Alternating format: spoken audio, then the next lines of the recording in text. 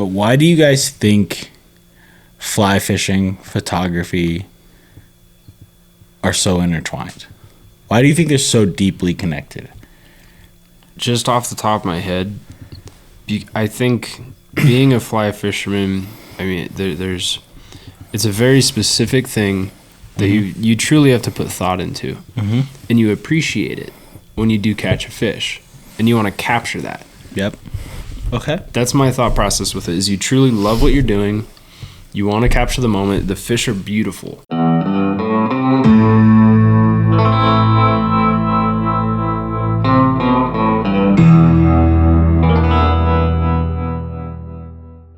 Guys, I'm ready. dude, this is gonna be a crazy one. All right, guys, welcome to another edition of the Skiff Wanderer podcast. Today, I'm joined with two of my good buddies, Mr. Hunter Garth and Mr. Zach Youngberg. If you guys don't know who they are, you're gonna find out. We're gonna talk a little bit about being in the film and photo world. We're gonna talk a little bit about trout fishing. And when I say trout fishing, I don't mean spotted sea trout. I mean the ones that swim around in fresh water. I've been getting a little bit of education on that the last few days, and we're going to have a whole nother podcast where we break down the trip that we're in the middle of. But today, what I really want to get into is talking about you guys a little bit. We'll start off with Hunter, if you just want to go into who you are. To go into, like, what I want you to talk about is a little bit, like, your background, where you grew up, and kind of what got you into the outdoors and what got you to, because from what like Hunter basically spends the amount of time that I do in the saltwater on freshwater chasing trout. And so I want you to talk a little bit about like how you got to that level of like, I need to go catch trout every single day. Sure. So I was born in Atlanta. I lived in Atlanta until I was like 13 years old and moved to Northwest Florida in a town called Port St. Joe. Oh, yeah. And yeah, great town. Yeah. And I picked up fishing at a young age. My grandfather, kind of like a general story, like my grandfather would take me fishing for bass and bluegill and, you know, throw worms underneath a bobber. And when I got to Port St. Joe, I met friends who were kind of, it's their culture. It's like what they did. I kind of became obsessed with, you know, popping corks. Yeah. And live shrimp. Yeah, I mean, that's the way everyone starts. Yeah, exactly. Yeah. So I did that until I left Port St. Joe when I was 19. I joined the Marine Corps. I got out of the Marine Corps, moved to Colorado, didn't fish for a little bit of time. Yeah. My grandfather, who is like, he fished his entire life, took us to Canada on a trip that he'd been going on for years. And I kind of fell in love with it and realized that all of the fishing and all of the things that I understood about fishing growing up didn't apply at all to Colorado or to trout in general. So popping cork with a shrimp doesn't work for trout. Actually, like as we sit here and say it, like indicators doesn't pop, but so I felt the need after that Canadian trip. I felt like fishing is really what I wanted to be doing. I had grown up with a passion for it. Yeah. But I didn't pursue it. And fly fishing wasn't really on my radar. So enough time passed and enough figuring out the efficiencies of catching trout. And I started studying it in a way that was impactful and meaningful, and fell in love with it and have been really focusing on it as a craft, and I guess as a hobby for several years now. Yeah. And I just love fishing. I mean, I at my core. So. Yeah.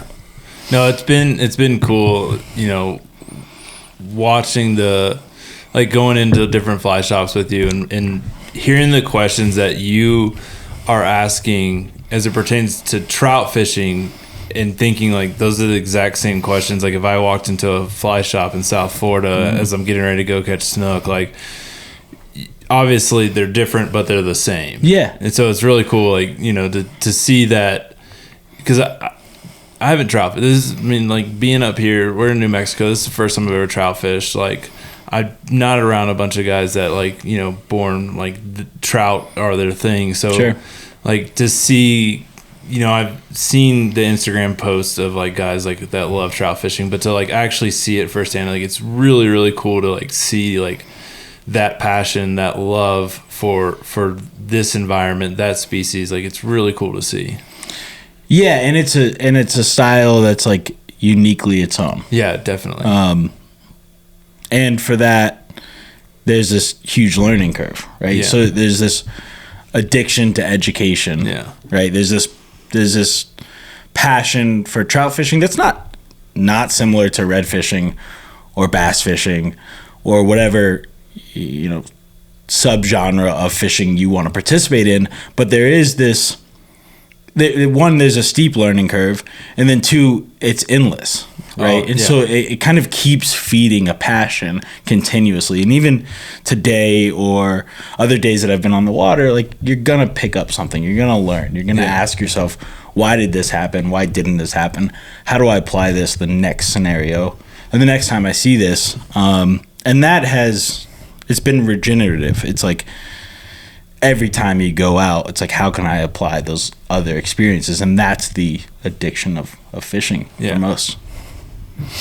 All right, so the other person we have with us is Mr. Zach Youngberg, who, guys, do you have your stuff on YouTube? It's all on YouTube. It's on YouTube and Vimeo.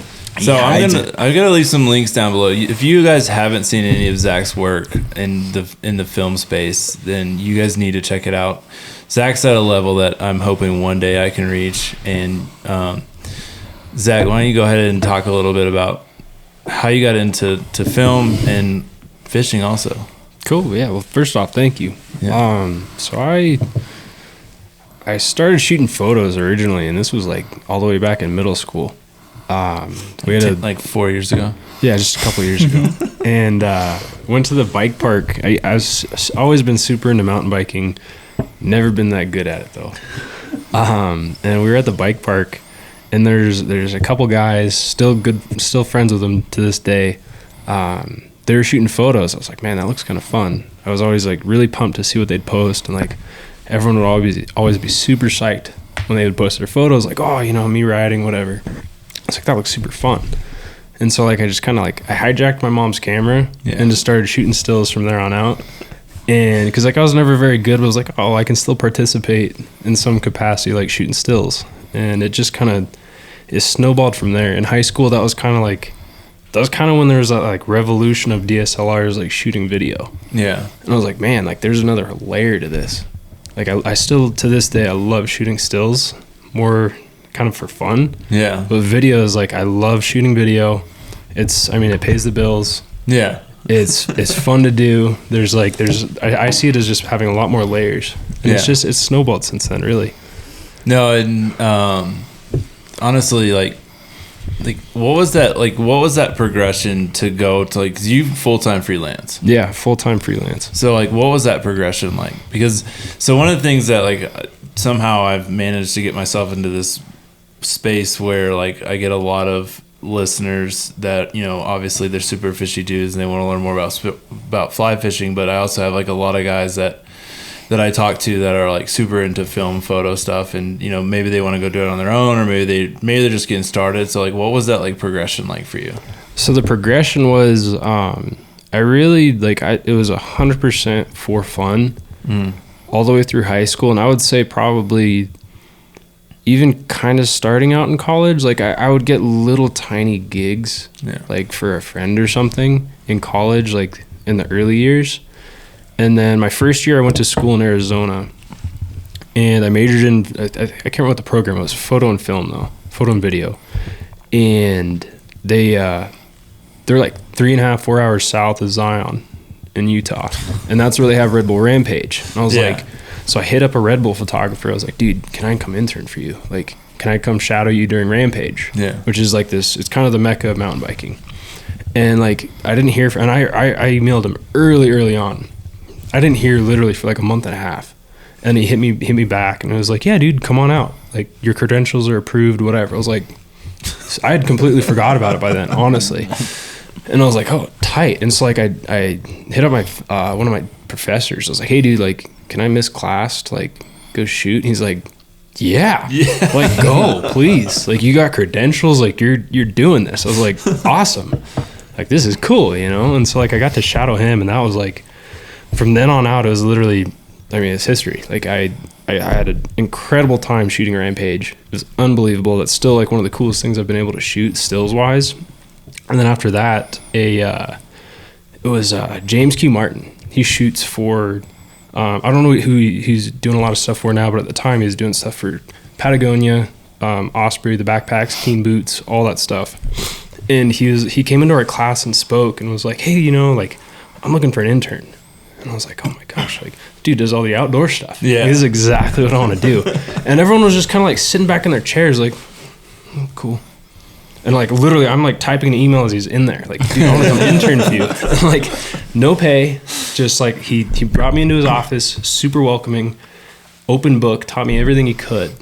And I was just like, this is unbelievable. You can make like, he did photo and video. And he's like, yeah, dude, like, make a living doing it. You're outside doing cool stuff. And it was just like, oh my gosh. So it was just like a few of those layers. And then I ended up transferring from school in Arizona to University of Nevada, Reno. Mm-hmm. And then I hit up another guy that shot a lot of off-road stuff who I worked for, like, I don't know, I do probably 50, 60 days of work with him a year still. Yeah. That's cool. Like, I've like, he and I have built such a good relationship, and it all started just like, I hit him up, I was like, hey man, can I come shoot this off-road race for you? He's like, I don't have any money. I was like, that's fine. I'll just show up. Can I show up? And like, I got a camera. He's like, yeah, sure, you know? And it's just like, I built a relationship with him, and this shit, I mean, it's all relationships. Yeah. It's all relationships. And so like, went to school, and like, I would do stuff for him every once in a while. And I finally started being able to miss class for like paid jobs. And I was like, that was awesome. Yeah. And so, and again, the professors were super supportive because a lot of them understood the industry. Yeah. And so I just kind of like, I don't know, I would do stuff for him every like 3-4 months while I was in college.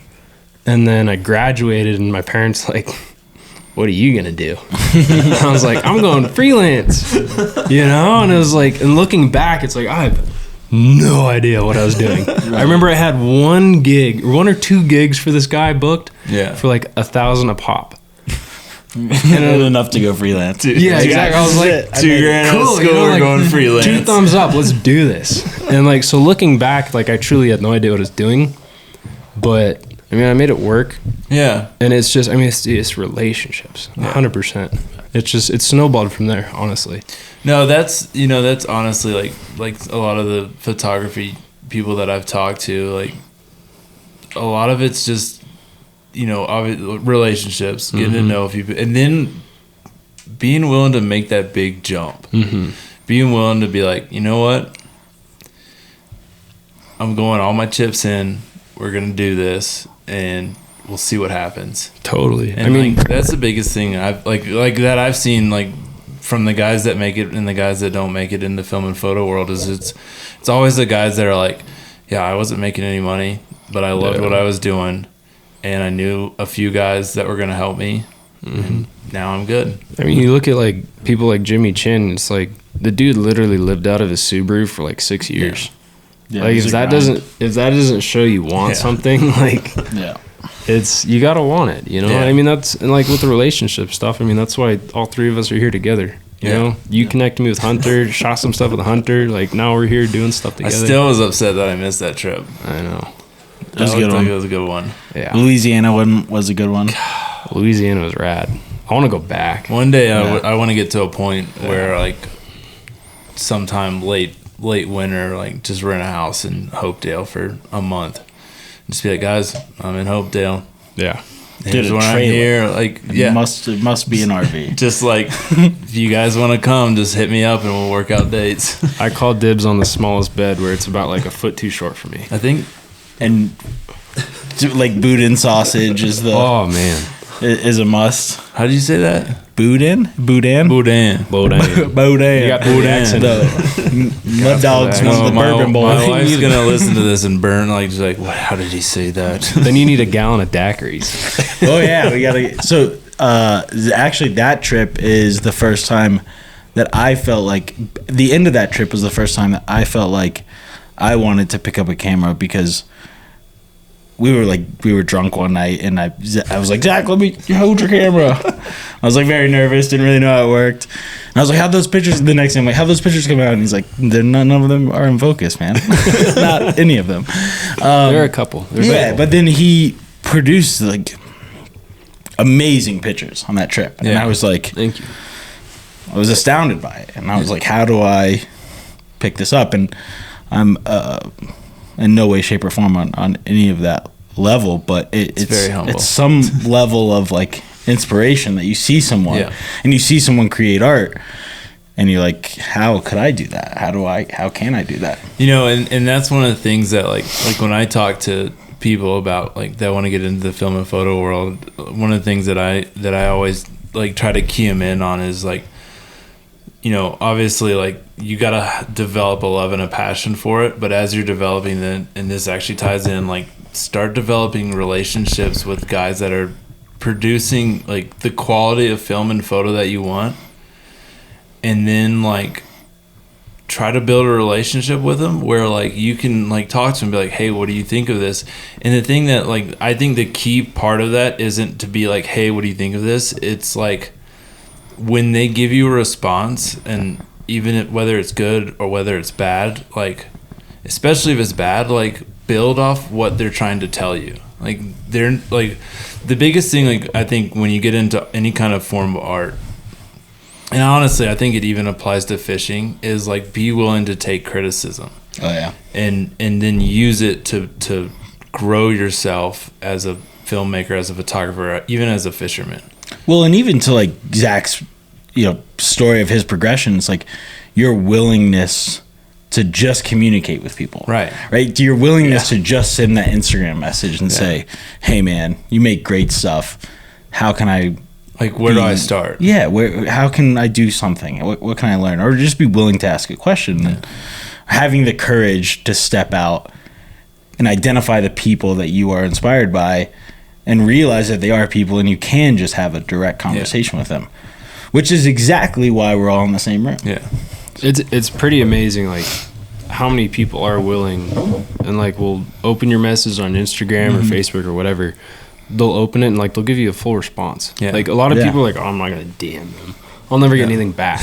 It's like, no, dude, like you'd be surprised. No, I mean, I can tell you, like the people that DM me, like if I don't know, I'll try to do a bunch of research and get them the best answer, and like I always try to be as thoughtful as possible, because like a lot of how like I started talking to you, how I started talking to Blackwell, how I started talking to B was like just shooting them a DM and be like, that's hey, how I got in contact with both of them. Yeah. Where I moved to Dallas, I hit up Blackwell. Yeah. And then Bryant put a thing up and he's like, hey, like looking for an editor or something. Yeah. I was like, I don't really edit like a ton, but like maybe I like the work you do. Like I want to get to know you. You shoot amazing stuff. Yeah. And it's just like I've built great relationships. Yeah. It's all about having that willingness. Yeah. You got to be willing to reach out and talk to people. One of the things though, like with reaching out and talking to people, one of the things that like I'll even say is like, especially in the fishing world, it's a little bit, I think film photo, it's like a lot, I would say like it's easier, it feels easier to reach out, but I'd say even like in the fishing world, like don't be afraid to reach out to people and ask them questions. And that was like one of the coolest things that I've seen over the last couple of days is like the conversations that Hunter you've had with guides floating down the river or outside the fly shop. I mean, this evening we spent like 20 minutes talking to just a random guy about like what he was using. Shout out to Joe. I'm sure he's gonna listen to this. He's 100%. Oh yeah. Well, so it's not unlike red fishing in the same way, but you don't really know a river. Yeah. you can fish a river 100 days, right? But the guy who fishes it 101 days has more information than you. Yeah. And he may not be a better angler than you.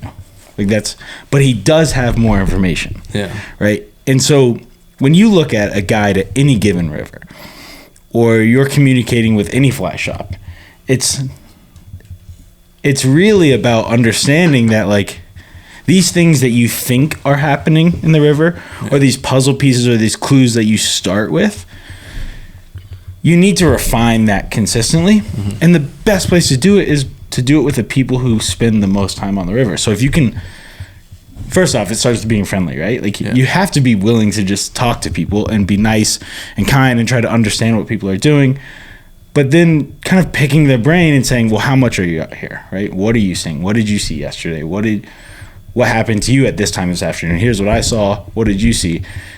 It's one thing to fish for 20 years, right? It's another thing to fish 20 days in a row, right? And working with people who are fishing 20 days in a row, they have a substantial amount of knowledge on this river or any body of water. And I have found that guides, although some people would say otherwise, are more than welcome to share information, especially with guys who are asking questions about the puzzle piece. I'm not asking you to solve anything for me. Yeah. You know? Yeah. I'm asking you to shorten the decision-making cycle. No, and that's like, well, first of all, I'm going to get into, I'll try not to forget. One of the things that I'm kind of laughing to myself about is, like, when I originally was, like, planning on how this podcast was going to go, like, in my mind, I was like, we're going to talk about photo for a little bit, then we're going to talk about fishing. And the more we start talking about this stuff, like, I'm sorry, but, like, if you're trying to get good at either one of them, they're so intertwined in their approach that, like, I'm really excited about kind of, like, where we're going with this. But one of the things, so where I was going to build off what you were saying about, like, when you're talking to people is, if you go, like, one of the things that I've realized is if you want to talk to somebody about fishing, and if you're asked, like, there's the right questions to ask, and there's the questions that you're not going to get an answer to. Mm-hmm. And if you're, like, asking them, like, hey, what spot were you at? Like, you're never going to get an answer. But if you're like, you know, hey, I noticed, like, we just had and I'm just going to speak to what I know best, which is Texas. Like, hey, I know we just had a cold front come through. Like, my thought is, like, these fish are going to go deep, and as the day's going to warm up, they're going to be moving into flats that are getting warmer. Like, is that what is, like, are you seeing kind of the same thing? Like, 9 times out of 10, that guide or that fishy person's going to go, all right, you know, yeah, that's what I'm seeing. And like you said, like, that's going to help your decision process on where you need to be fishing. But if, like, you go up to that same person, you're like, hey, where'd you catch all those fish today? Like, he's gonna be like, don't worry about it. Yeah, where should I fish? Yeah, is not an appropriate question to ask anyone. No. But, you know, how did you handle this situation, or in the river? Like, how did you tackle this hatch? Yeah. How did you tackle these temperatures? Did you see fish spread out? What did you see today? And people are quick to share that information. Yeah. And I think your ability to apply it to the next day is really what matters. So. Yeah. No, and I think, and even, like, when you start looking at photo and film stuff, like, you know, if you go in, same thing, you go in and you ask somebody, like, hey, what settings did you use in that photo? You know, honestly, with that, like, yeah, they're going to tell you, like, there's a good chance that, actually, I probably wouldn't tell you because it would require a shit ton of work to go find the settings. But, like, if you're like, hey, like, I'm trying to capture a specific photo, like, can you give me any tips? You might not get, like, you know, specific settings for your camera. You might get, like, hey, try these settings, or try using a tripod, or try using some backlighting. Like, and it's the same thing. Like, if you go into, like, trying to talk to somebody, like, the biggest thing that I've learned that I would like to pass on is, like, if you show someone that you are grinding it out, putting in the work, trying your hardest to get better at something, you're going to already be in a spot where you can talk to them at a level that that they're going to be more receptible to talk to give you information. And it's not so much that it's like, hey, I don't want to give you information, but it's like, dude, you gotta meet me halfway, if that makes sense. Yeah, and to your point of them both being connected, like both of those crafts require cutting your teeth. Yeah. And like, I think that for the vast majority of people who are willing to answer questions, they want to know that you put in that work. Yeah. And that comes down to the quality of your questions, right? So I think, fishing and film are the same way. Yeah. Showing that you're putting in time to actually, even just trying. Yeah. It's huge. So, huge, because I've made that mistake before, where it's like I've DM'd people, I'm like, dude, how did you light this? Yeah. Like right off the bat, not like, hey, how's your day going? Like nothing. I'm like, how did you light this? No relationship whatsoever, and it's just boom, left on red. Yeah. And then like, time. exactly, it's just like, all right, this dude's it's a scrub, But then you go in with it like, hey man, like, I noticed you lit it kind of like more side, like it looks like you used like so and so lights or whatever. It's like, oh no, we actually use this, but like having that, like showing that you're trying to learn, huge. And I think we've all been there. Mm-hmm. Yeah.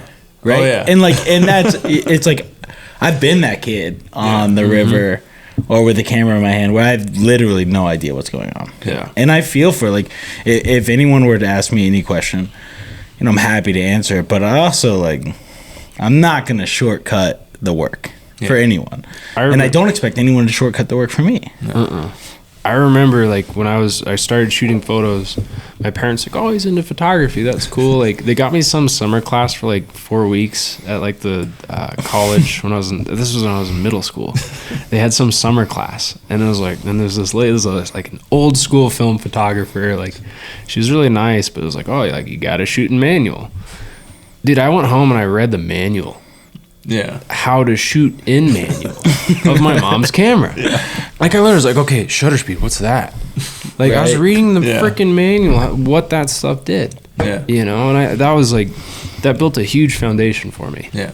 No, when I really got into photography, and this is like the same advice I give anybody that wants to get into photography is, I went through and I did my research to figure out like the best, like, all right, if you want a shutter speed for something moving, this is the shutter speed you want. If you want a shutter speed, or if you want like, these are the different aperture places you should be for landscape, for portrait, for close-ups, for anything like that.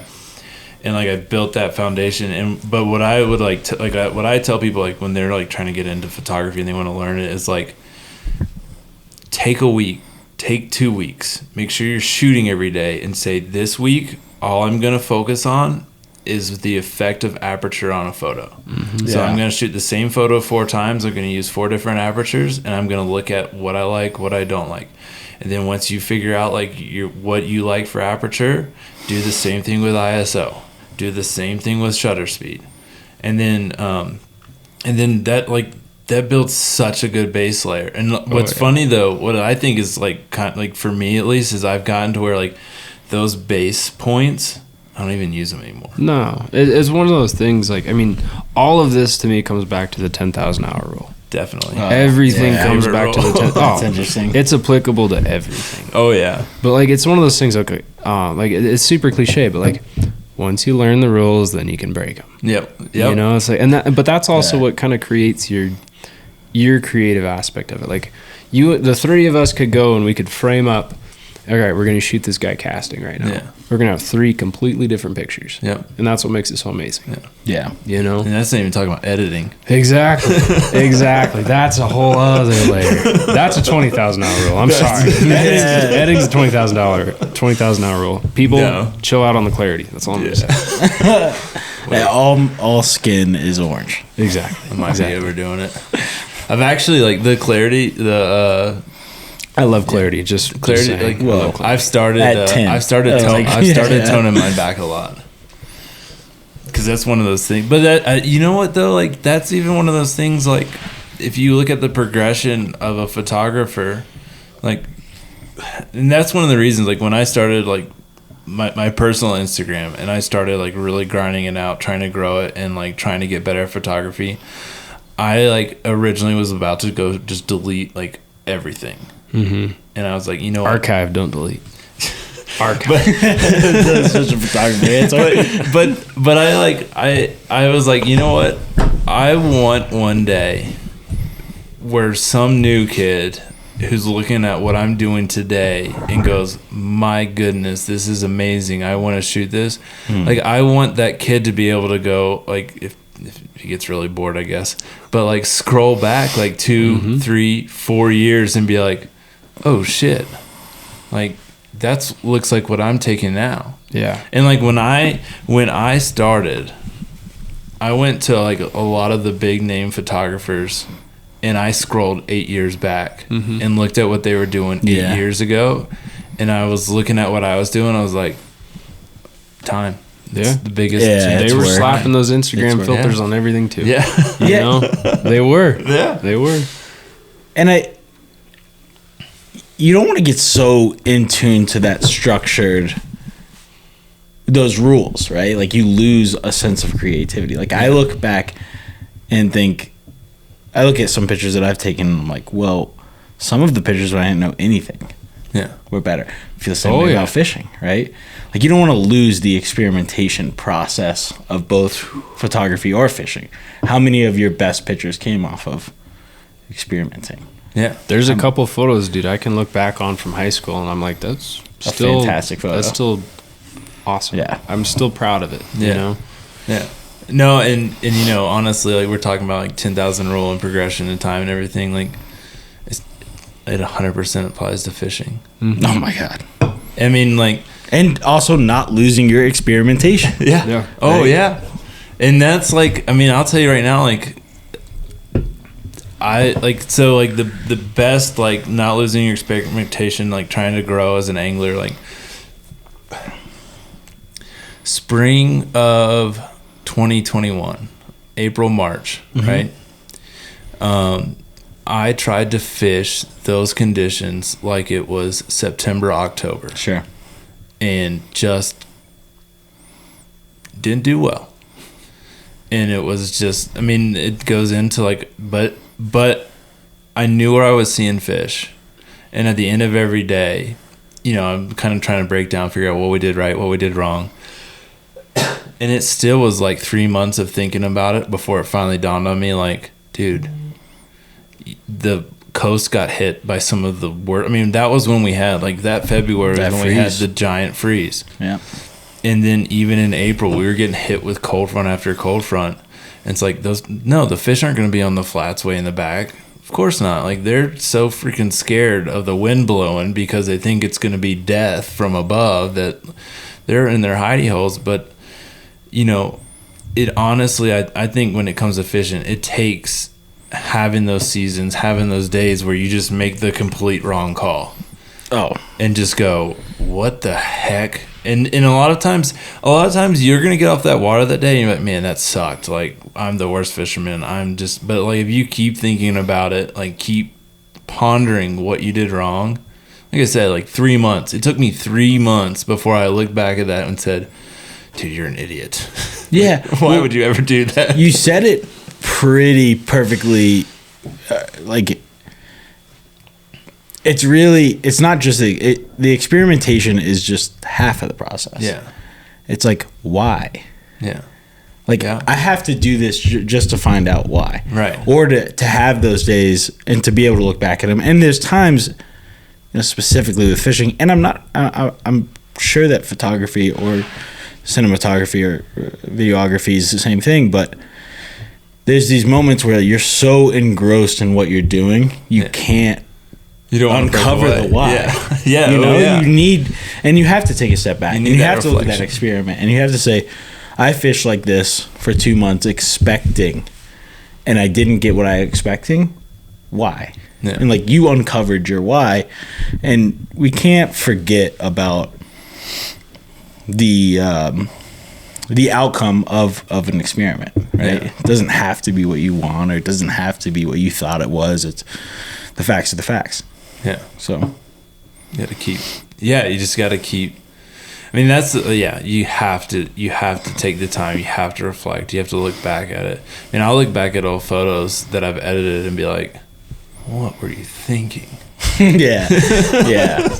Me too. I mean, I remember distinctly, going and fishing days and calling my wife and saying, like, I do not know what I'm doing wrong.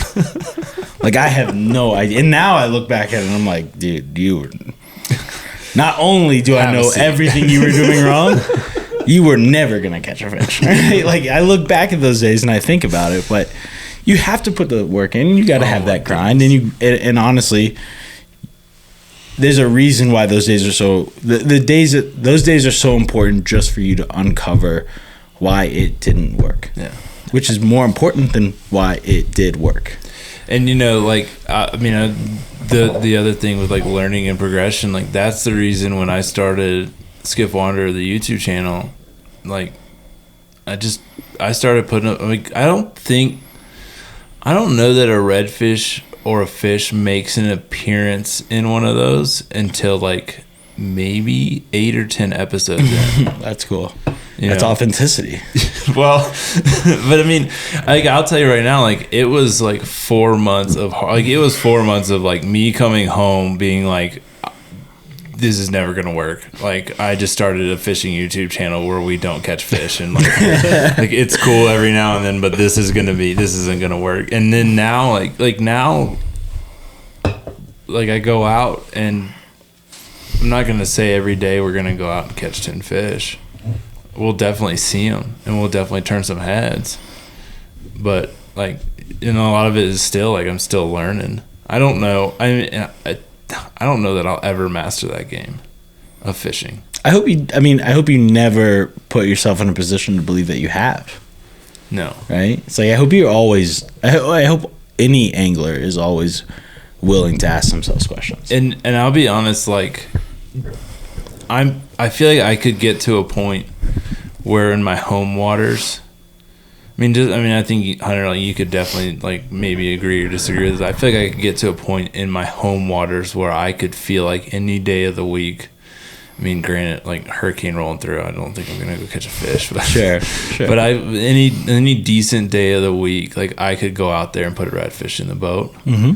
But I, like, for what I feel like would be in mastery of angling, like, it would have to be where I feel like you could put me anywhere in the world and I'm going to put a fish in the boat. And the amount of hours that would take, the amount of everything. Yeah, the amount of days that you have to get skunked. But you know what, like, absolutely, like, that challenge right there of, like, being able, like, hey, Pete, we're going to throw you into a rainforest in Bolivia, go catch a trout, like, and like be able to go in there and just catch one. Like, dude, I would love to get to that point. Like I mean, I don't think there's an angler out there that's not like, yeah, like, let's go. Like, I want to get there.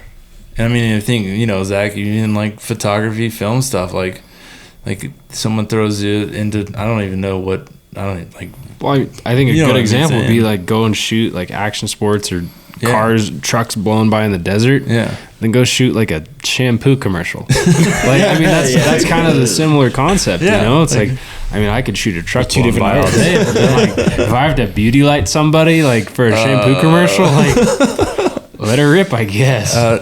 Who knows? Have you ever thought about trying to shoot a shampoo commercial in a rally truck? Not at once. Like, I would love to be able to, awesome. But it's the same thing. Like, you would love to be able to go and trout fish in Bolivia and then go put someone on redfish. I would love to go and shoot a trophy truck blowing by in the desert and then go the next day and shoot a shampoo commercial. Twice about it. It just comes naturally. Yeah. That would be amazing. It truly would. But that, again, I mean, you got to have that want. Yeah. To want to do that stuff. Yeah. But I do want to circle back a little bit because I think like, any one of us could go and we can go and fish a river, fish the salt 10,000 hours, shoot photos for 10,000 hours, and it's going to look horrible. After 10,000 hours, it's that willingness to reflect. Yeah. That's really, I think, where the learning comes. Yeah. Honestly, because I've had times where it's like I'm trying to light something and figure out, like, I'll take a scene from a movie for practice, and it's like, okay, I want to try and figure out how to light this. Can't figure it out. Have you tried a fly tying light? I haven't, but I think I'm gonna save it. I'm gonna keep this in my back pocket. Because this is working. Yeah, if It's you guys are watching this on YouTube, part of the lighting we have right now is from a fly tying light in the hotel room we're staying in. dangling. It's like, on the edge below the blinds. It could fall at any minute. It might. It probably will by the end. It's a better use than us trying to tie flies for tomorrow. Oh yeah, Yeah, those flies Easily. are too small. easily. The flies aren't even small. I don't know what you're talking about. Those flies are small. No, but honestly, like, I'll tell you right now, like, this whole trip from a film standpoint is, like, for me, it's been, I'll say it's been a little bit of a challenge because, I mean, you put me on the Skiff, film a rough log, I know exactly what I'm going to do. Sure. But you throw me in the middle of a river, in the middle of mountains where, like, you know, you're going to go ford a river with your camera in your hand. I mean, you were doing it today with that black It is magic. still terrifying every time. But it's like, all right, I got to get the camera out. I got to put the camera away. Like, it's a whole nother, like, which for me, though, it's like, you know, I mean, I'll be honest, like, I am hoping that this video comes out as well as I want. But if it doesn't, like, I'm going to learn so much in terms of, like, trying to build, like, to where the next one's going to be better, and the next one's going to be better, and the next one's going to be better. And then I already know that there's stuff that I'm going to be able to pull away from here that I can then go and apply in the salt. It all comes back from reflecting. Yeah. Yeah, and just refinement. Yeah. Right? It's like it's one thing to reflect, it's another thing to apply. Yeah. Yeah. 100%. It's layers. You know, Yeah. that it starts with that willingness. Mm-hmm. It starts with that willingness to learn and ask questions. Then Build a reflect on it relationship. after you realize how horrible it turned out. Yeah. And like, will you call your work shit? Yeah. Like, will you, like we talked about it today, where it's like, okay, 3:00 hits, and like, I'm kind of done changing flies. Like, I'm kind of my like, God. well, I mean, do I need to? It's tough. Are you like willing to? Are you willing to look back at the end of the day and say like, I got lazy, or I didn't do the work that I needed to do, or I could have adjusted fire here, I could have responded in different ways to whatever adversity it is, whether it's being tired or whether it's different conditions or different bugs or different lighting, whatever it is. But you know, you have to be willing to call your work shit. Yeah. Oh, And move on from it too. Don't dwell. Don't dwell. You know? Because That I know depressed people that have mess. I know people that dwell, and it's just like, stop. Yeah. Please stop. And You that's like that, you know, and I think especially like in film and photo. So like, one of the things that like with photo, and then especially with Skiff Wander, is like, I look back at, I told you that thing was gonna go There out. it goes. I told you it was There gonna it go goes. out. Dude, I don't know. We just. My bad, Zach. That was way more than I thought it was. All right, so for everyone listening, we just lost part of our lighting, and then I don't know what Hunter's doing. We're living. Our refrigerator in the motel room is keeping the beers a little bit too cold, and they're gonna look. It's an exploding. interesting problem. No, but in terms of like reflect, figure out like what you like, don't like, and then move on. Like, one of the things that like I tell people when it comes to film, or especially film and definitely photo, is like, if you're planning on sharing it, like if you're like, I want to make photos for Instagram, which if you're shooting photos, like you're gonna share. Like, I mean, my mom shoots photos to share with her family. Like, no one that I know really shoots photos that they don't want to show someone. Right. Yeah. And so like, post it and then don't worry about it. Yep. Move on. Yeah. It's posted. Yeah. You can't worry about it. Yeah. Just take, like we've been saying, like take what you didn't like and make sure you improve on it. Mm-hmm. You know, oh, I didn't like how this lighting, I wish that this had all been in focus. You know, all right, well, how do I make sure it is next time? Now the opportunity comes around, you've got the knowledge, you've reflected on it, you've got the knowledge, you've got the know-how, and you can get that shot you want. Or you can edit that film you want. Yep. I mean, I can tell you right now, like the last podcast that I did, like I did some tweaks to how I edited. I'd never edited the audio. I went through, was doing some research, learned a little bit more about editing audio, and I've already gotten messages that like, dude, did you get new mics? I'm like, same That's mics. cool. That's cool. Just literally like learn how to edit audio a little bit. And that's another, like, that's a perfect instance. Like, I had a job a couple weeks ago with a friend. I was doing the lighting for him. And I mean, that's a collaboration right there. Like, it's like, hey man, this is what I'm thinking. What are you thinking? Yeah. Put our heads together. And like, we had a scene we had to shoot, and it was like, neither of us were happy with it. Neither. But like, agent was there, client was there. It's like, okay, we need to knock this out. Client's happy with it. Okay, cool. Neither of us are, but like, client's happy with it. We need to keep the flow of the day going. We knocked out the shot. But like, first thing I did when I got home, I was like, all right, dude, send me stills from this. How did we not do this right? Yeah. What could we have changed? But having that willingness to ask someone else too. You know, it's like, say like you or I, one of us has a photo where it's like we're not pumped on it. Send it to someone. Be like, hey man, like something of this is just off. I really like the edit in this better. It's like, oh dude, you should have brought up your shadows a little bit. You know, it's like, oh shoot, I didn't even think about that. Maybe something super basic. Yeah. But like, again, reach out to people. That's another instance. You can reach out to folks. Yeah. And a sincere resource, right? Mm-hmm. It's like, I could definitely use taking a photo and saying, what would you do with this? Like, I think this is good, but if you don't think it's good, let me know. Explain to me why.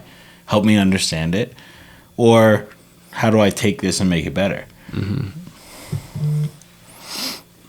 No, I mean, I honestly like it feel like I'll be honest, like when I put out a film or a video or a photo, and I get a bunch of like, man, this is an awesome shot, this is great, like, yeah, it feels good for a minute. But when I put something out and I get back like, dude, fix your audio, it sucks. Like, all right, now I got something to build on. Or sure. Like, hey, stop shooting in, however Motel you're rooms in editing this Mexico. color, like fix this shit. Like, Yeah. okay, well, I got something to work on. Yeah. And being willing to do it. Don't see Yeah. that and be like, all right, I'm done then. And that's even like where, if you're talking to people in any of these industries, and we've talked about like putting in the legwork, like if someone like writes me and is like, hey, you need to correct it, like I've gotten a ton of stuff about audio, and I know I got to work on the water audio, and a lot of it right now is I know that I need to upgrade my microphones because I gotta have microphones I can hide from the wind, and hardware is one thing because it costs money. You can't just pick it up. But one of the things that where I'm going with this though is like when you get those critiques from people that are like, hey, like a lot of times they're not like super specific and like, hey, this photo would have been better if you had gone in and adjusted your shadows from, plus 10 to plus 30. Like a lot of that is like you're going to get something vague like, fix your audio. Like what I do is, all right, I'll go through, I'll re-listen to whatever that comment came from, figure out like, oh shit, yeah, he's right. Like this is the part he's probably talking about. And then I just get on and start doing a shit ton of research. And then after I've done that research, if I'm still having issues, then I'll go like, I'll reach out to the guys I know that have a better understanding of it and be like, look, I'm having audio issues. I think it's this. Good questions. I'm not 100% sure that it's this. Exactly. Like, if you have a chance, can you listen to it and see what you think? If you don't, like, can you just point me in a direction of a source that I can then learn more from? Mm-hmm. And a lot of times you just get hit with like more YouTube videos or more something that you can read through. Yeah. Why do you guys think, this is just something I've always been interested in, but why do you guys think fly fishing, photography are so intertwined? Why do you think they're so deeply connected? Just off the top of my head, I think being a fly fisherman, I mean, it's a very specific thing that you truly have to put thought into, and you appreciate it when you do catch a fish, and you want to capture that. Yep. Okay. That's my thought process with it. Is you truly love what you're doing, you want to capture the moment. The fish are beautiful. I mean, I tell people this all the time. I could absolutely care less if I catch a fish on the river. I'm 100% content wading through a river with my camera and never catching something. As long as I'm out there, you're in a beautiful space 99% of the time. Unless you're in downtown Dallas, you'd be amazed. You see some stuff in the water there. But I don't know. That's my thought with it. Right off the top of my head, it's a beautiful thing. It's capturing something pretty and hard. Yeah. Okay. Totally. Hook me up. I think, like, for me, it's the constant challenge Of both? of both. Okay. And like, so I Like a lot of photographers are really good fly fishermen. A lot of really good fly fishermen are really good photographers. I think I think maybe I understand what you're trying to ask maybe a little bit better, and I think what it comes down to is attention to details. Okay. And the willingness to not only pay attention to those details, but to figure out those details. Mm-hmm. So like in Are you saying like the mass puzzle? yeah. Right? It's like individually, both fly fishing has this like mass puzzle. Yeah. And photography or So videography. one of the things that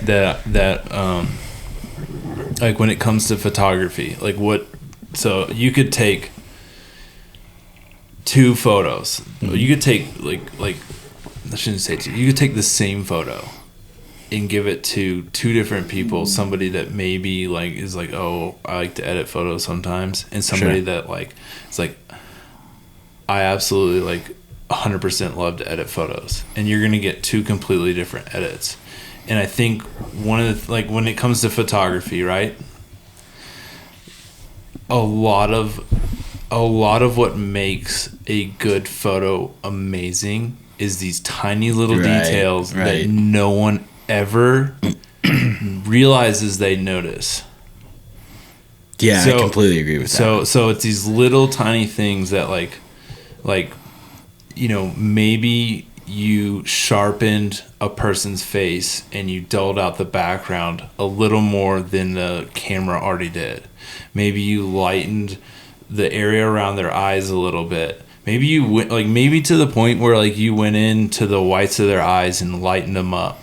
Sure. And put some more contrast so that somebody looking at that photo is immediately drawn into that eye, into that photo, you know.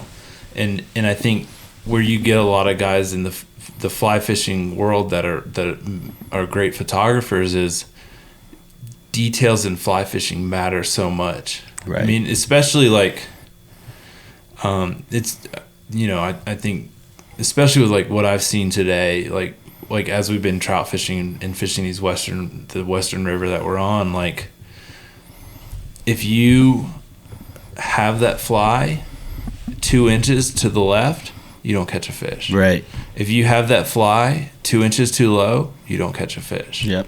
You know, if that midge, which is way too small, if he's got a little bit too much red on him, you don't catch a fish. Sure. You know, maybe they're eating ones that have a little less red. Maybe they're eating ones that are all black. Maybe they're eating ones that are like gray but not gray but kind of gray, but maybe they're gray with a little sparkle in them. Right. But if they're all gray, they're not going to eat them. But if they have that little sparkle and they're a little bit darker gray, they're going to, you know what I mean? Yeah. I mean, that's one of the things like I've seen like watching Hunter, especially watching you like with trout fishing the last few days is like, you know, you go and you find a bug on the river, and I'm like, oh yeah, that's a bug. Sure. And I mean, today I was paying a little bit more attention to like, okay, this bug looks like, you know, this color and he's got the wings and he's got the things on the tail, and I know that there's better explanations for all those things. You know, but you called it. I mean, that's interesting because like today you're like, hey, it's a. I can't remember the way you said, but you're like, it's a pretty bug. It's got good wings, and it's got two things coming out of his tail. And when you said that, I was like, I know what he's talking about. Yeah, we put a foam back emerger on. Yeah, and you caught a brown trout. Yeah, like, and for what it's worth, it's like that's trout fishing. It's like the natural order of trout fishing is what fascinates me consistently. It's that any random person can enter this ecosystem and say, wow, this fish did this. Oh, wow, I saw a fish come up to the top of the water, right? But a fly fisherman understands that there's an order to everything. There's no randomness. Yeah. Like, there's just not. It's like things happen for a reason. And uncovering that reason, unpacking it, and trying to replicate it, it's the game. That's the game. That's what keeps people coming back. And you know, honestly, I think like we all sit here, and I mean, I don't know a single fly fisherman that won't sit there and tell you about the day they caught 30 trout on the river. Yeah. And how awesome it was. Mm-hmm. But I also don't think there's a fly fisherman out there that doesn't secretly deep down as a part of them love those days when they only catch 2. I love the grind. Because I'm sorry, those are the days you learn. Those are the days you figure stuff out. And you earned it. That's a really interesting point. It's except on the Dream Stream. There's nothing to earn on the Dream Stream. There's nothing dreamy about that stream. But, I mean, it's like Zach, to your point about getting everything right, it's like we saw Zach nymphing this run, nymphing. An hour into it, he catches a huge same place. Same place. Yeah. And it was probably just I blew it. And you lost it. Yeah, I blew it. But it doesn't matter. You hooked it. Yeah. Actually, that it does matter. People will like say, it's just the eat that counts. Like, no. I'll tell you right now. I mean, you didn't do this, so it still doesn't count. I'm a joking. I don't know if this is a phrase, but I'm going to try it out, and you guys can make your own phrase. Yeah, right. Make your own phrase. I am a jokingly firm believer in the leader rule. Okay, what's that mean? So basically, if you're bill fishing, you're offshore and you're bill fishing. If you leader a fish, you caught it. Right. Okay. You leader a redfish, good enough. Okay. Now, like, and why I say jokingly is because, like, if you're on the boat with me and we're fishing and you lead a redfish, and counts. I don't know how I feel about that. But but it's like, and why I say jokingly is like I still want to put them in the I still of course in the hand. Yeah. But I also still, had those moments that I count some fish. Like, I count some fish that I have no business counting. Like, one time I caught, it's like, actually popped off in the last 5 seconds, 10 feet from the net. It's not a big deal. You had a save today. Big save? Big save. Big save. But it was even, I think it was. I didn't know it popped off. I didn't know. Dude, that was. Dude, all right, so it was a rainbow. Yeah, it was a rainbow. So a river trout.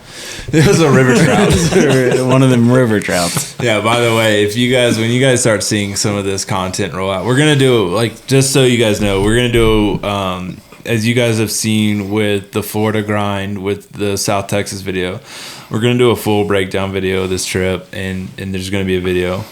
And we'll probably cover this again, but I think it's such a fun save that I don't mind talking about it. So I hooked a rainbow.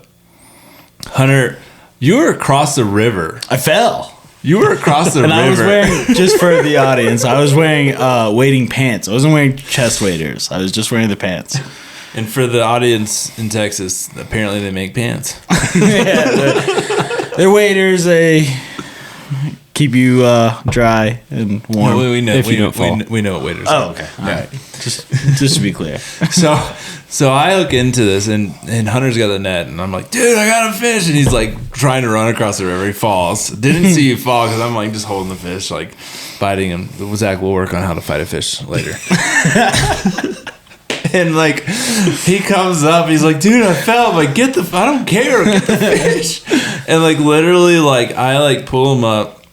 Hunter gets the net underneath this fish, and like I didn't realize you had the net underneath him. Yeah. Like I'm fully paying attention to the tension in the rod, and I just feel it go slack, and I'm like, oh no. And like as I'm like, oh, no, I look up, and you're like, fish. Yeah. You know what I like look back at, and I'm wondering, because I know that fish turned at the last second. Yeah. I'm wondering if I popped that hook, just like with the net. With the net, like if I hit the tippet and just popped that it out. hook. I didn't. I definitely didn't. That's not what happened at all. That's not what happened. You did it. You did it. It's all on you. But yeah, it was a save. Yeah. No, that was dude. The last 2 days have been the last 3 days. 2 days. 3 days. 3 days. Yeah, they've been a blast. For you guys. It's only been 2 for me. We'll get there. We're gonna tell that story. We're gonna get into that story. Real quickly, one of the things that I'd like to highlight is that 10,000 hour rule. It's my favorite rule. Because that's not how fly fishing community, that's not how a lot of the fly fishing community views it. No. 10,000 hour, or fuck it, like there's an opinion about a 10,000 hour. There's a saying about 10,000 hours. The thought process is, have you put the time in, and have you worked hard, and do you understand this craft, right? That's not quite how a lot of the fly fishing community measures this. It's a real black eye, in my opinion. It's a real black eye in the fly fishing community. It's years. It's years. It's years. That's it. You hear people say, well, if you haven't fly fished for 10 years, you don't know anything. Mm-hmm. Okay, but you fly fished once a month for 10 years.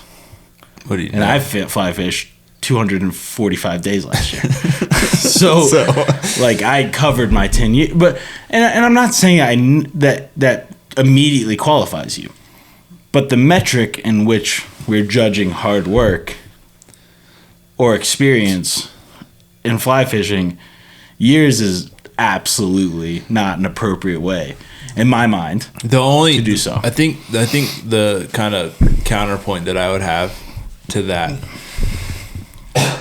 is, in my experience, this is my experience. In my experience, the guys that I fish around that know how much time I spend on the water, they know how much.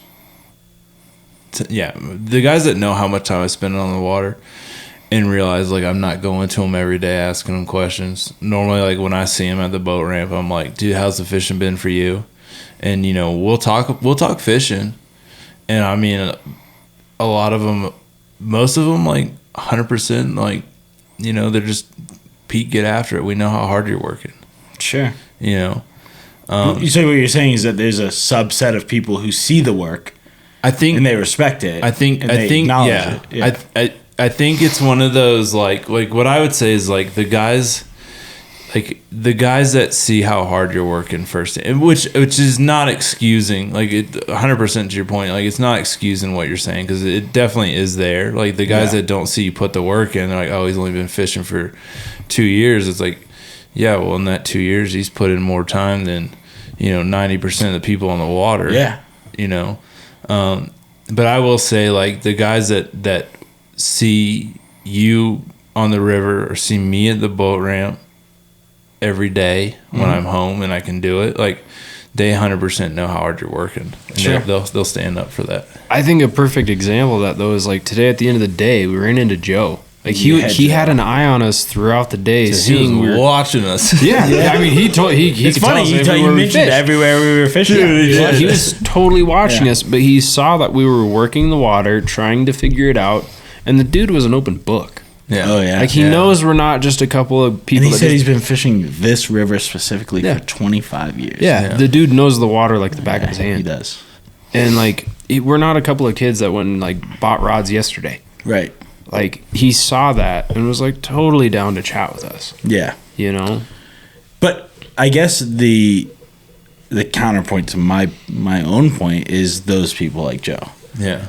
Right? Is that like, what if Joe, inside of those 25 years, what if 3 of those years he grinded? Yeah.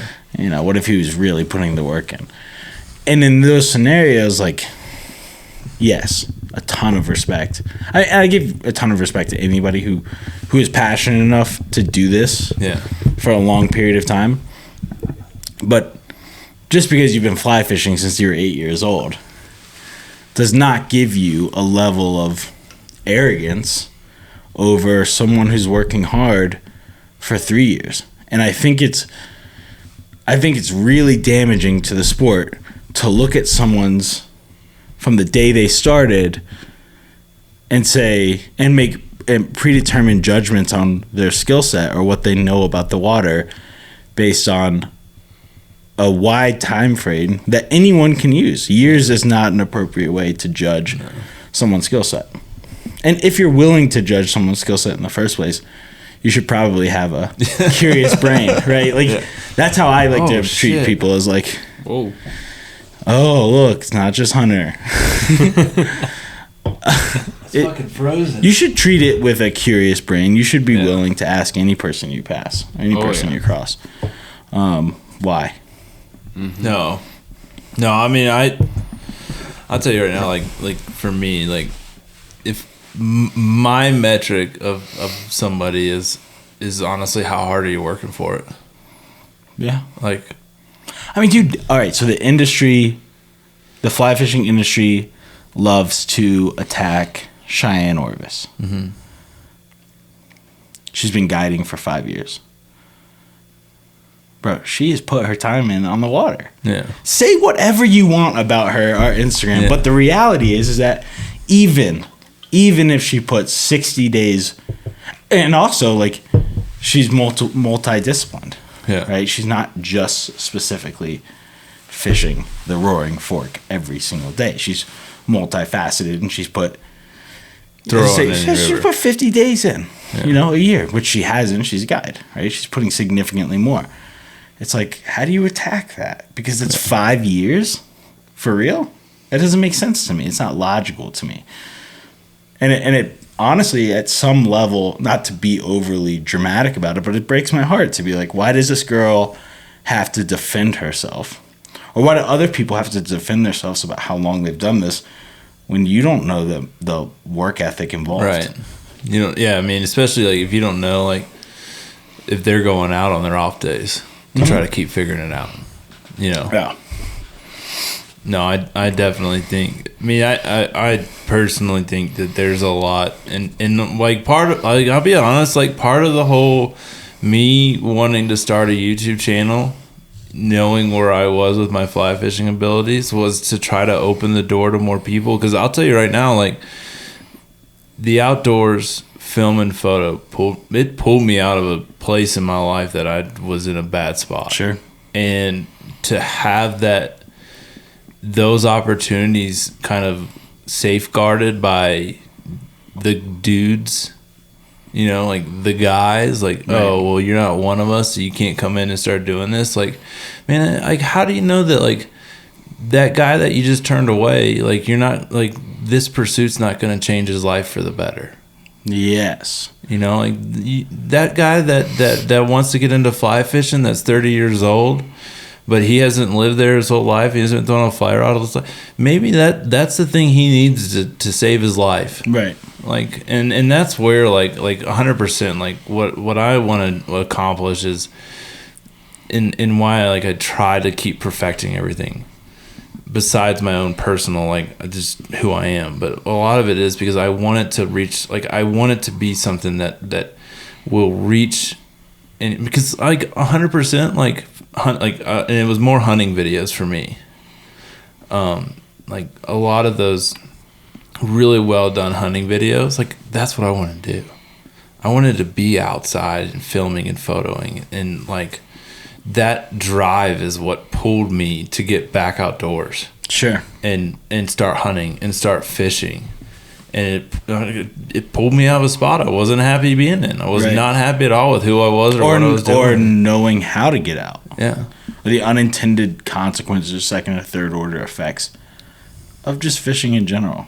Yeah. Right? It's like having something to do or something to look forward to or applying it, which I have been there too. Yeah. So, I mean, it is. I mean, I think, like, yeah, it is sad when you see, like, oh, sorry, you haven't been doing this long enough, you shouldn't be doing it. It's like, help that person. Yeah. Like, you know, especially if they're putting the work in. You'll learn something teaching them too. Dude, I love Every well said. time. You will learn something yourself from showing someone else something. My, I'm going to mess up this saying. My chemistry teacher in high school had this saying that was, I'm going to try to summarize it in a better version than I can say it, but I can't remember exactly. Like, I took chemistry twice. I might be able to help. Thanks. But basically, in summary, what she told us was, you haven't mastered a subject till you can teach it. Yeah.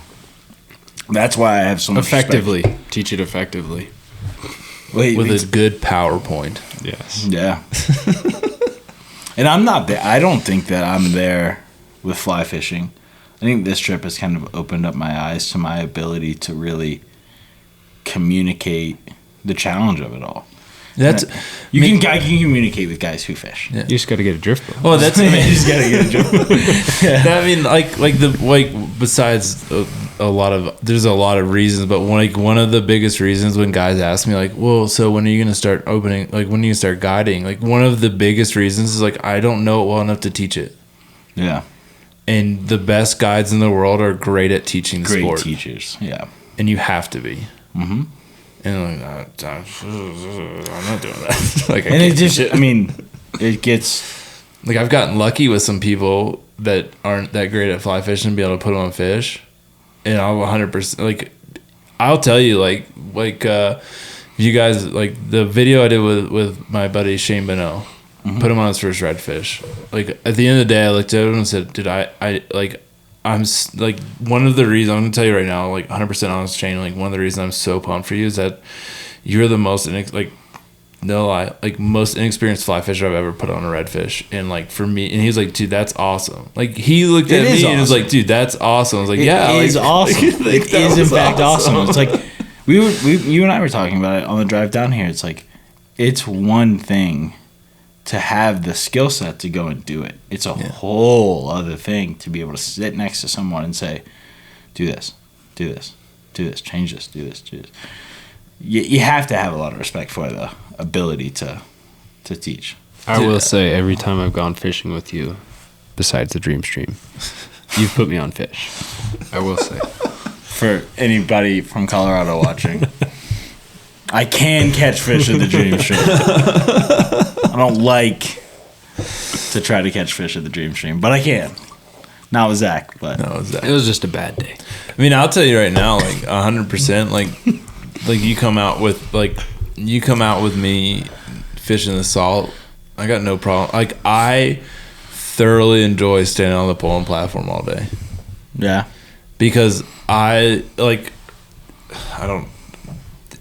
little bit of it is my own self, where, like, hey, I just put that guy on a redfish. Mm-hmm. Like, I didn't, like, Right. and it's like when you start dealing, like, I'm sorry, like, when you start working and getting, like, and I hope everyone listening to this gets an opportunity to start hanging around, like, super fishy guys, like, and this is something I hope one day that like it's where I'm trying to get, and where I'm trying to get is I want to get to a point where, like, these are the conditions for the day. This is what the weather's been doing. This is where the fish should be. Mm-hmm. This is what they should be eating. And that's one of the reasons I love staying on the platform, is because when I'm up there, like, not only is all that going through my head, but I'm now actively putting that into practice. And when that person on the bow puts that fish on a hook, everything that I've been thinking about for the last however many hours since I got off the water the last time, I just proved myself right. Yes. Yeah. If that makes sense. sense. The validation. Like, it's the dopamine dump of, like, yeah. Whoa, that plan That honestly, that's my favorite thing about fishing. Yeah. That in its entirety is my Like, I favorite. love catching fish, but figuring it out is just as fun. You know, I wrote about puzzle. it Yeah. in the Louisiana article where I was like, I like my pattern. I love being able to say, like, okay, I think this is what they're going to do. I think this is where they're going to be. I think this is what we need to do. Oh, yep. That's it. Yeah. Right? And I love that feeling. I So love awesome. being right. Unfortunately, I guess all the people who are trout fishermen are not going to like that I say this, but we get significantly more. The patterns are much more predictable than they are in the saltwater. Yeah. They just are. Yeah. And unfortunately, despite how anyone may feel about that, they are. The bugs and the eats and the ability to feed a fly may be different. You're not really feeding maybe a brown trout, but like you're not really feeding a very predatorial fish in the same way. You're not really feeding a fish of opportunity in the same way. But their patterns are deeply predictable. Yeah. Whereas the saltwater is just not the same. You know what though? Like, I understand what you're saying. But you're gonna say they're cold-blooded creatures, right? That's what they do. They operate on a certain system. What I'm gonna say though, like, what's been really like interesting and exciting for me, like first time stepping into a river to go chase trout. So, like, quick kind of for everyone listening, quick kind of conditions. Like, as we were coming into this area, big cold front, big winter storm came through, and we're trying to break down. And again, my entire background is redfish, and we're trying to break down like where we're gonna find these fish. And like, I'm like, don't you think, like, because of the weather, that they'll be down in deep holes and they're all going to be schooled up and they're going to hang tight, and once the weather warms up, they might start moving into some shallow areas? And Hunter's like, yeah, that's exactly what they're going to be doing. I was like, okay, so they're redfish. Yeah. They're cold-blooded creatures, man. Well, and also, I mean, one of the challenges with this fishery, or at least my challenge with this fishery, is that it has a temperature window all year long. Oh, yeah, so the I river one. couldn't help but wonder, like, is there a level of, like, do fish get complacent? They're like, well, it never gets over 46 degrees here, and if the water never gets over 46 degrees here, then you know what I would imagine, and this is, I'd be curious. I'm curious what you think. Is so like you're used to rivers that have a little bit more temperature fluctuation. Swings, yeah, right, major swings. So what I would think, and this is just off the top of my head, just think of it now. What I would think is if they have a median of like average 200, 300 days out of the year, that river is going to be running 45 degrees. If it hits 43, 42, those fish are going, it's too cold. Sure. We're going down. If it hits 47, they're going, oh, this is warm. Let's go find, let's go work up. And you know what I mean? Like, I think there's enough of a temperature swing. It's not on the scale. Yeah, it's not as large of a swing, but those the fact that micro there is a swing, that's going to be enough. And I agree with that. I think the only thing that alters that in trout fishing is the bug hatch. Right? Yeah. Whatever. And also that may be patterned for those fish as well. But I would think that those micro swings could change and alter behavior. Actually, we know that for a fact. Yeah, we've seen it. Like, we fished it today. We fished various water. I don't. You know what? Holy shit! Here we go. Ready for this? Here we go. I'm ready. As soon as we all got cold, shut it down. The fishing was done. Yeah, I agree with that. Hands down. As soon as we all got warm this morning, the air temperature to be impactful. Which, the sun quit hitting a lot of the river. Mm-hmm. We got cold. Yep. Fishing shut down. shut down. This morning, sun started hitting a lot of the river. We started shedding layers. Fishing was on. Yeah, but and it's still the micro adjustments. But I took temps, and we didn't see 2-degree swings all day. He's taking temps? Yeah. I didn't see it. What?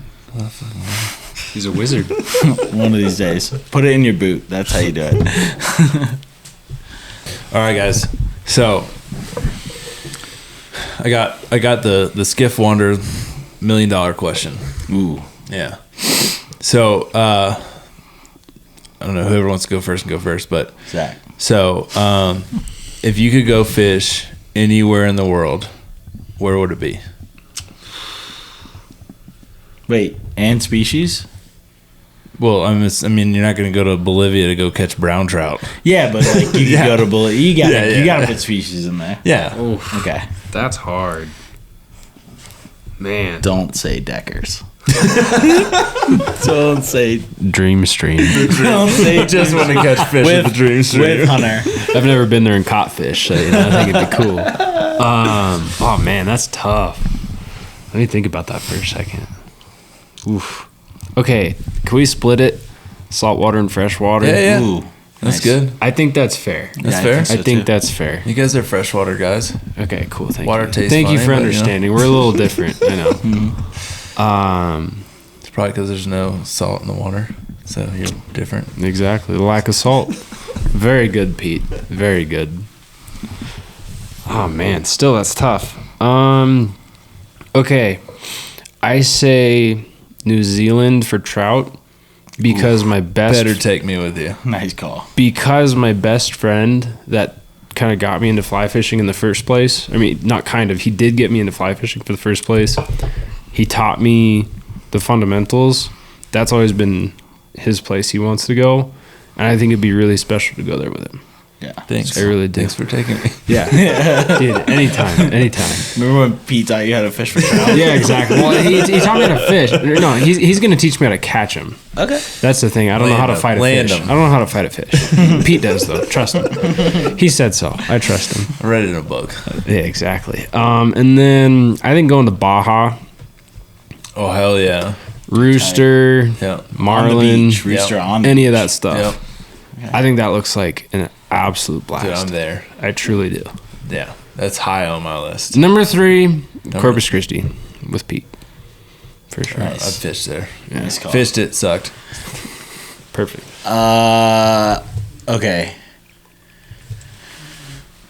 Where would I go freshwater if I like had one more day to fish? You could go anywhere. Canada, for sure. And I would fish smallmouth. I don't know if you know this, but Canada is actually a really big place. Okay. I'll never tell you where I'm going in Canada. Fair enough. So I'll never tell anyone where I'm going in Canada. But I will go to Canada and I would fish smallmouth from an aluminum boat on poppers. Saltwater.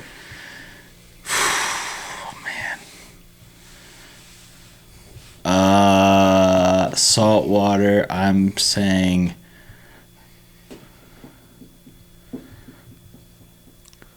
I'm going back to Port St. Joe and I'm red fishing with some of my best friends that I grew up with. Dude, that's awesome, actually.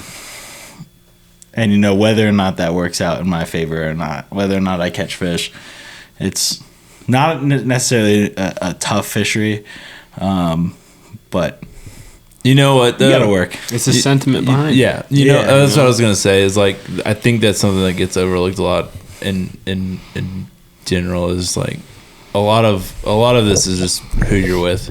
Oh, Doesn't matter where you're at. Doesn't matter what you're catching. You it's know who what? You're with. So Mark Cuban owned Yeah. the Mavs. One of the things that Mark Cuban did with the Mavericks the year they won the NBA championship was sports ball. Is he put signs all over the stadium that basically said like no cell phones, and his whole concept was Enjoy. you'll never remember who played who or what the score was. You'll always remember who you went with. And I think fishing has that sentiment too. It's like we're never gonna remember whether or not that fish is 17 inches or if we read the net wrong. But you're gonna remember that you like went with the guys. You remember when Zach called it a pole? Yeah, there you go. And then an old man lit me up about it. Dude, that's awesome. I done goofed. All right, guys. I'm gonna leave some links down below. You guys should definitely check out. Hunter, you have amazing photogs. I'm sorry. Photogs. You have some amazing So you guys should check out Hunter's photos. Check out Zach's photos. I'm gonna leave a link to Zach's YouTube video so you can check those out as well. And if you haven't already, hit like, hit subscribe. If you're listening to this, please leave 6 stars, 5 stars. I don't know, whatever the stars are. Leave all the stars. Leave a review. Apple, on Spotify. Helps me out so I can keep doing this stuff. Really appreciate it, guys. Honestly, thank you guys so much for getting me out of my comfort zone and trying something new. I really appreciate it, and honestly, I think we put some good info out there for some people. Yeah, I think so too. So thank you guys for coming on and talking. Happily. Thanks. Thank you, Pete.